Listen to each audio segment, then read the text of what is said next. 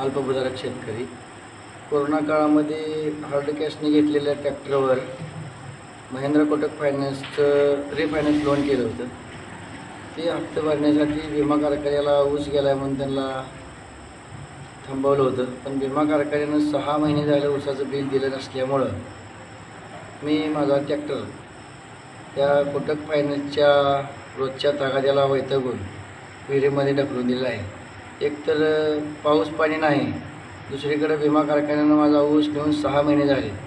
Chairman साहेबाला phone केला असता चेअरमन साहेब म्हणतात की 15 दिवसांनी देतो, 20 दिवसांनी देतो आणि त्यांचा फोन पेकडे देतात. मुन्ना साहेबांना फोन केला असता त्यांनी 2 वेळा फोन उचलला नाही. आज दिवसात त्यांना 2 ते 3 वेळा फोन केला आहे. आणि यापुढं जर या कोटक महिंद्रा फायनान्सवाल्याने मला काय मानसिक त्रास दिला तर आज या ठिकाणी ट्रॅक्टर रेट टाकलेला आहे.